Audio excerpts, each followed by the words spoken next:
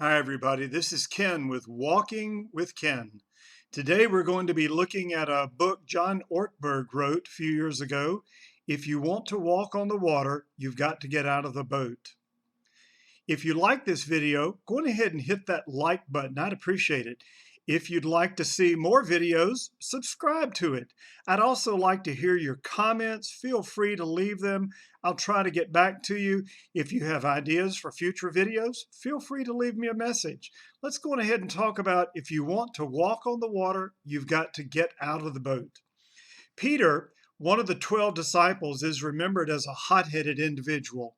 He's a bit impulsive, rather single-minded. Parents like to cite his actions to young ones on how not to act around other people. However, Peter is also known as the only one who got out of the boat when Jesus called to him during a vicious storm. Let me read this out of Matthew 14:25 to 29.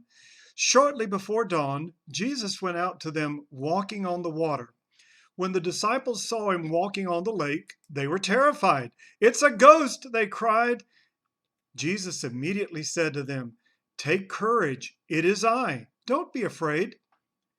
"Lord, if it's you," Peter replied, "tell me to come to you on the water."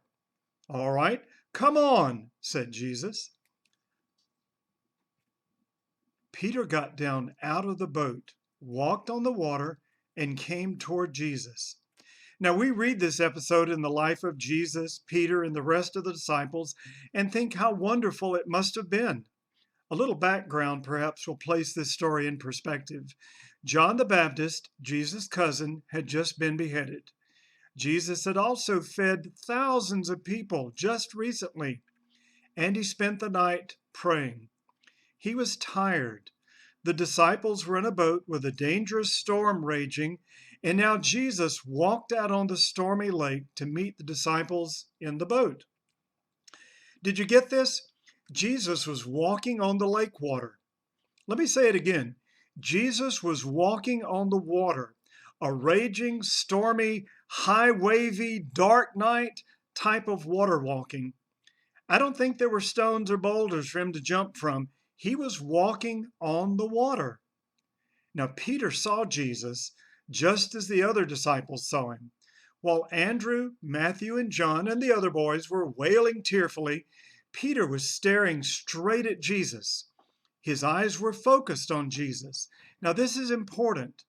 Peter's full focus, his eyes, his body, and his mind, they were on Jesus.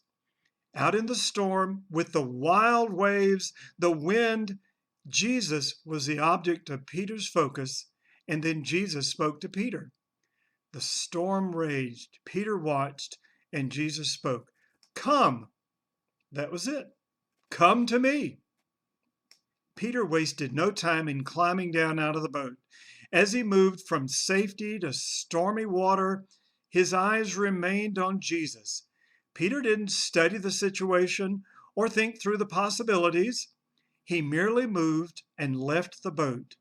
His goal was to go to Jesus. Stormy weather? Not a problem. Rain pelting him? Piece of cake. Walking on water? I've got this because Jesus is in front of me. While the 11 disciples remained in the safety of the boat, Peter jumped out into the raging water and walked toward Jesus. Now, the storm is raging today, in our time, with sickness, church issues, people issues, just wondering what today holds, much less tomorrow. However, Jesus is also in your storm. Just as Peter had his eyes on Jesus, we need to focus solely on Jesus, not on the issues around us, even though they're huge, not on the needs of people around us, even though they're real. Our focus must be on Jesus. He is the life-giving source of peace and power. He alone can guide you through the storms in your lives, my lives, our lives. He alone can lift your feet above the wild waves of your life.